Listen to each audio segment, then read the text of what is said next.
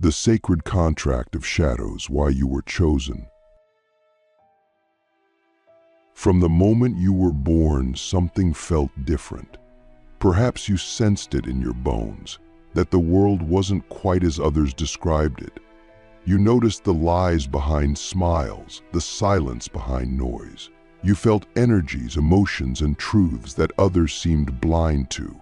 If you've spent years wondering why life has been heavier for you, why darkness has followed you like a shadow, I want you to consider something radical. It's not because you're cursed, but because you're called. The first deep sign that you attract darkness is that you were born with a heightened sensitivity to the invisible. Not just emotionally, but spiritually. You've always been able to feel what others couldn't name. That's not a flaw in your design, it's a feature. You are a spiritual radar, built to perceive pain, presence, and power. And while that sensitivity may have made your childhood confusing or lonely, it was preparing you for a higher path. The darkness didn't come to destroy you, it came to awaken you. The universe initiates its strongest souls not with comfort, but with contrast. A second sign, you've endured more spiritual tension than most people around you. Trauma, loss, betrayal, anxiety, depression, these may not be mere coincidences. These experiences are often misunderstood in the modern world, labeled as dysfunctions instead of initiations. But if you look at ancient traditions, you'll find a different story. Shamans, sages, healers, they were often those who were split open by suffering, then stitched back together with sacred wisdom. If you've felt like you've lived several lives within one, it's because your soul has been forged in fire. Darkness tests you not because you are weak, but because you are ready. Ready to remember who you are beneath the layers of conditioning. When the darkness rises, it's not asking you to run. It's asking you to respond. It's asking, will you choose your truth, even when it's hard? Will you choose your light, even when no one sees it? These tests are not punishments. They are precision tools shaping your spiritual strength. Another sign you attract darkness is that you are a mirror, an emotional and spiritual one. You reflect back to others what they don't want to see in themselves. This can be one of the most painful parts of the journey because it often means people project their shadows onto you. You might be blamed for things you didn't do, misunderstood deeply, or even attacked emotionally for simply being yourself. But this isn't about you, it's about what your energy activates in others. You awaken dormant truths, hidden wounds, and unresolved trauma in the people around you. That level of energetic influence is not random, it's a sign of spiritual intensity. People may not consciously understand why they react to you, but on a soul level, they know you carry something they've forgotten within themselves. And if you've ever wondered why people either feel drawn to you or repelled by you, there is your answer. You are not here to be liked. You are here to be real. And in a world built on illusions, your truth is disruptive. But it is necessary. The fourth sign is your relationship with solitude and silence.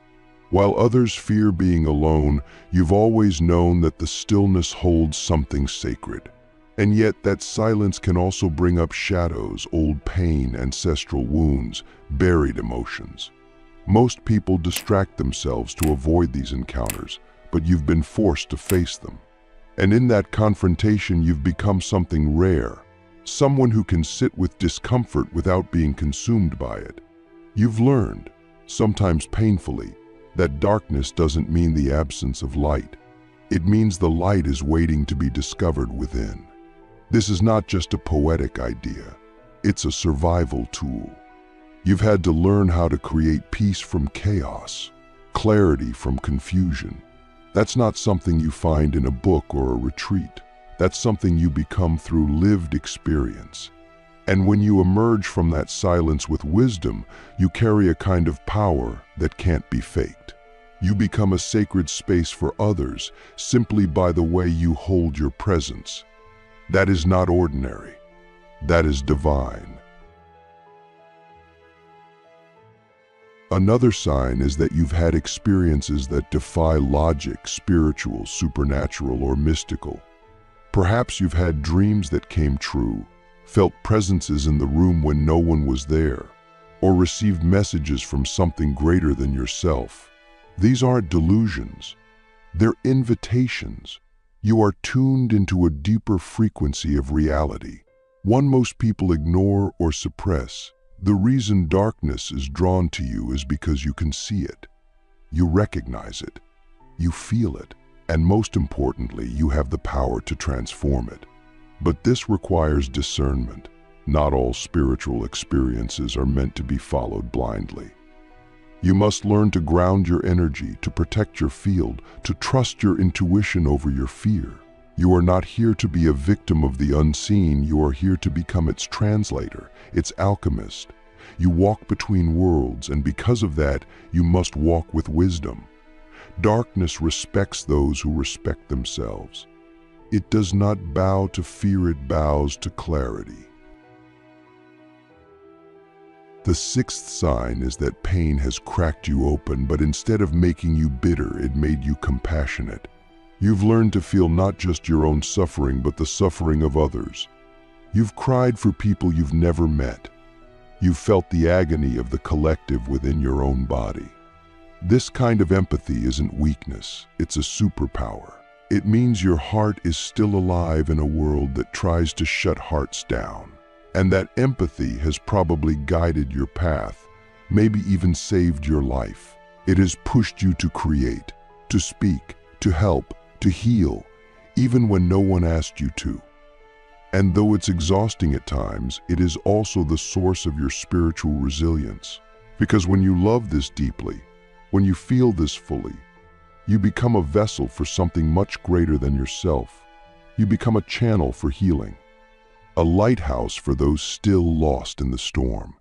And that, my friend, is one of the highest callings a soul can carry. And perhaps the final and most profound sign is this. No matter how many times you've been broken, betrayed, or burned, something inside you refuses to give up. Even in your darkest moments, there's been a flicker of light that whispered, "Keep going." That flicker is your soul, and it's not just surviving, it's remembering. Remembering why it came here. Remembering that it chose this life, this path, these challenges. Not for punishment, but for purpose. You are not here to live a normal life. You are here to awaken, and awakening is messy. It requires the death of illusions, the collapse of false identities, the facing of every shadow. But through that chaos, you emerge as something rare, someone who has earned their light, not through avoidance, but through radical truth. And when you reach that level, you realize something incredible. The darkness was never your enemy. It was your teacher. It was your forge. And now, having walked through it, you carry something the world desperately needs. Authentic light. Alchemy of the soul, how to turn shadow into power. If you've made it this far, you're not here by accident. You're here because your soul recognizes this language.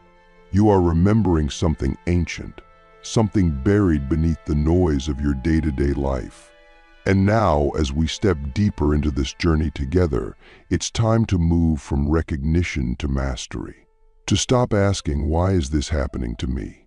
and start asking, "What is this trying to awaken in me?" Those who attract darkness are not passive victims. They are spiritual alchemists, souls encoded with the ability to transmute suffering into wisdom, pain into purpose, shadow into sacred power. But this alchemy begins within. One of the first inner shifts you must make is this. Stop resisting your darkness. Stop judging it. Stop hiding it. Instead, get curious. Ask it what it's trying to teach you. Because the parts of you that feel broken are not problems to be fixed. They are portals to your deepest transformation. Most people live their lives trying to avoid discomfort. But as someone who attracts darkness, you've likely been forced to sit in discomfort more times than you can count. And here's the truth. That discomfort was your training ground. Think of it like this. When a sword is forged, it must pass through fire. When a diamond is formed, it must endure unimaginable pressure.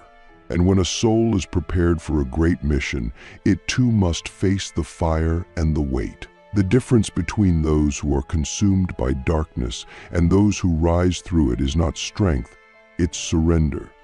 Not the kind of surrender that gives up, but the kind that says, I will no longer run from what I feel. I will meet it. I will feel it completely. And in doing so, I will reclaim the parts of myself I've abandoned. Your pain is not separate from your power. It is your power once it is seen, honored, and integrated. Integration is the key. You see, darkness only has power over you when it remains unacknowledged. What you suppress becomes your prison, but what you face becomes your freedom. When you begin to integrate your shadow, those parts of you that feel unworthy, angry, ashamed, envious, afraid, you start to realize something profound. All of it exists for a reason. Every shadow holds a gift. Anger shows you where your boundaries were crossed. Grief shows you what you loved. Fear shows you where your soul is calling you to grow. These emotions are not enemies. They are messengers. But to receive their messages, you must sit with them without judgment. You must stop labeling your emotions as good or bad and start seeing them as sacred guides. And the moment you do that, you begin the alchemical process of turning poison into medicine. This is where your spiritual gift begins to bloom. As you integrate your wounds, you become someone who carries presence, real, grounded, healing presence.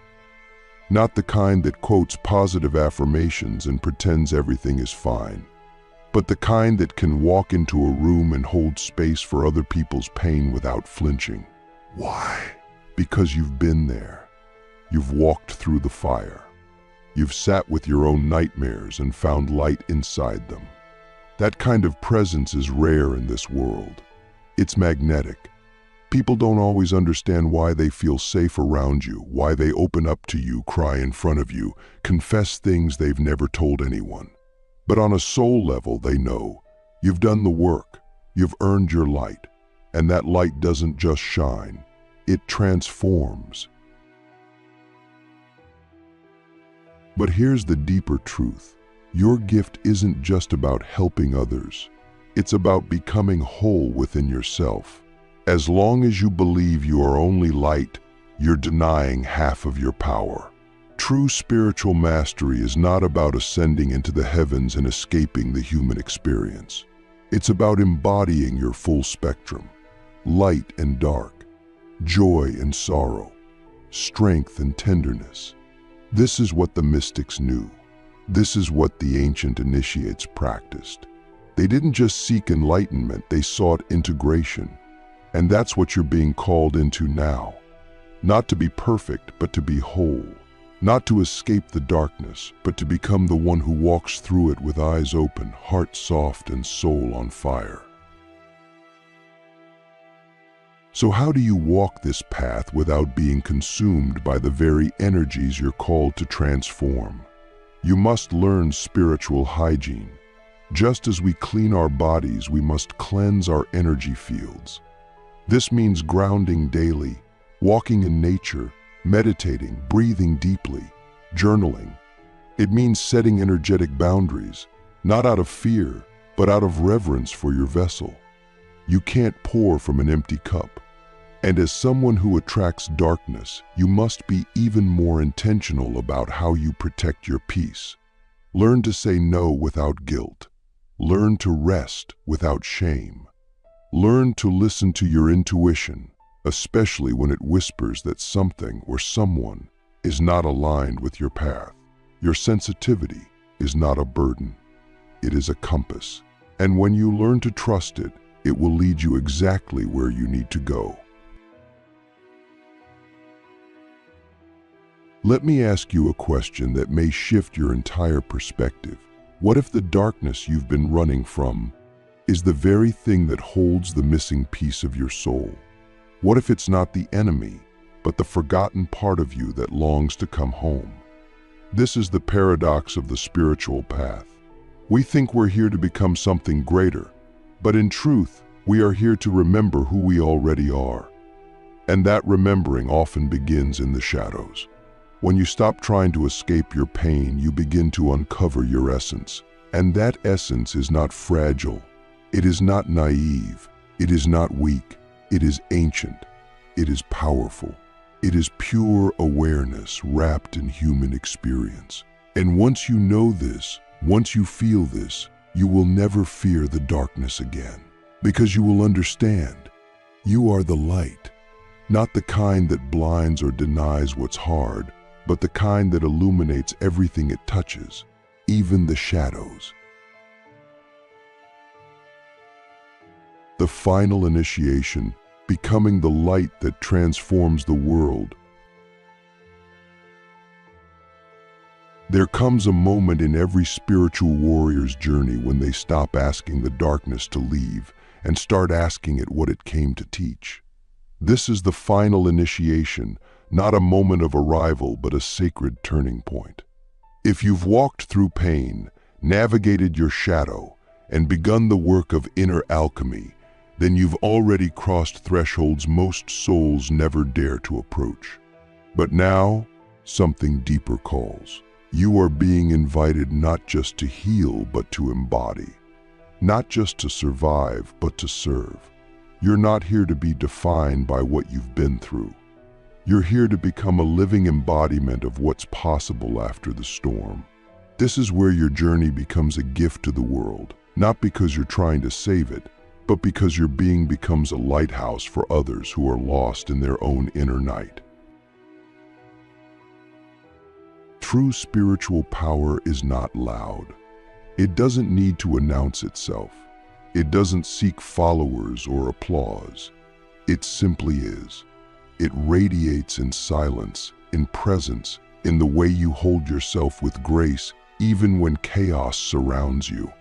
This is the light you carry now, not the naive light of someone who has never seen darkness, but the seasoned, earned, initiated light of someone who has walked through hell and returned softer, not harder, kinder, not colder, wiser, not bitter.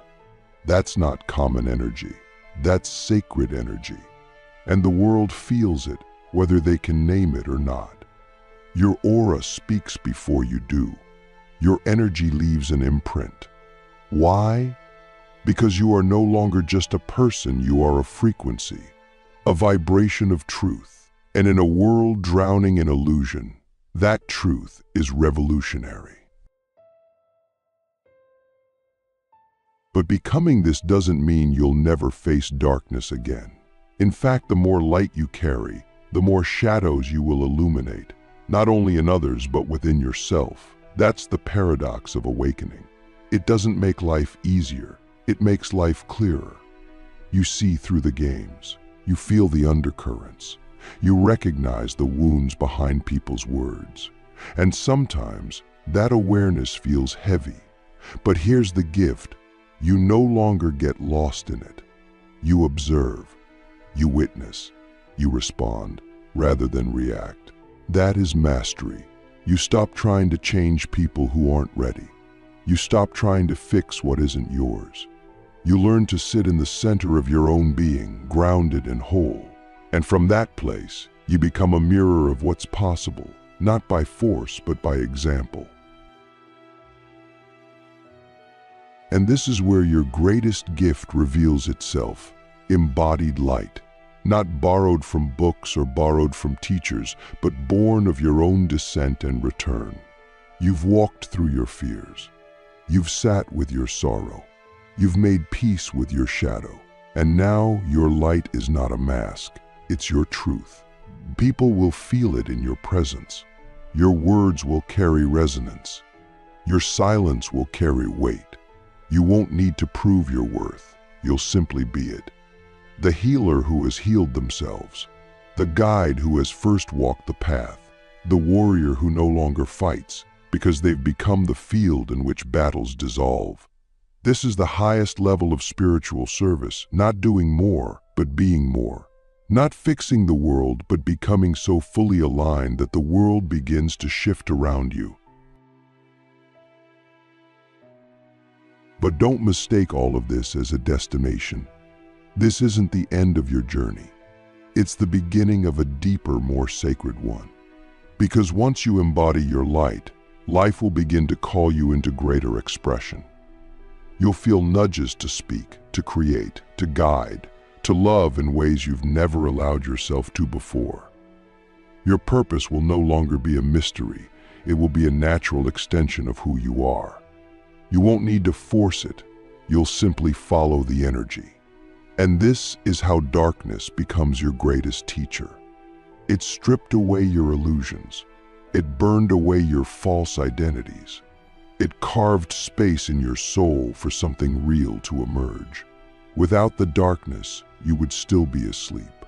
And now, because of it, you are awake. You are becoming a living bridge between heaven and earth. So what do you do now with all this awareness? You continue the practice. You stay humble. You keep your ego in check. You continue to cleanse, to ground, to pray, to remember. You surround yourself with people who see the real you, not just your light, but your depth. You protect your energy like the sacred flame it is. You stop giving your time to what drains you, and you start investing it in what feeds your soul. You walk away from anything that asks you to dim your light to fit in.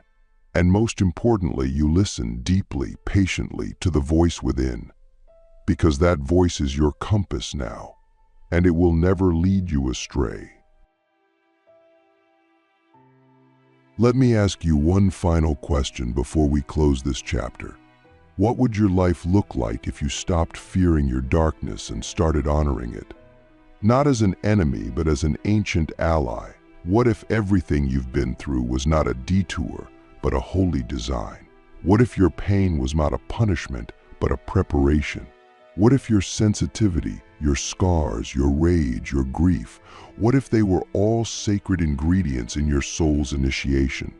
Would you still see yourself as broken, or would you finally begin to see yourself as chosen? Because you are. You always have been. And now, it's time to live like it. This is your invitation. Not to walk a perfect path, but to walk a true one. To stop hiding, to stop apologizing, to stop shrinking your light so others don't feel uncomfortable. The world doesn't need more watered-down souls. It needs you, fully awakened, fully embodied, fully here. And the darkness, it was never here to destroy you. It was here to reveal you.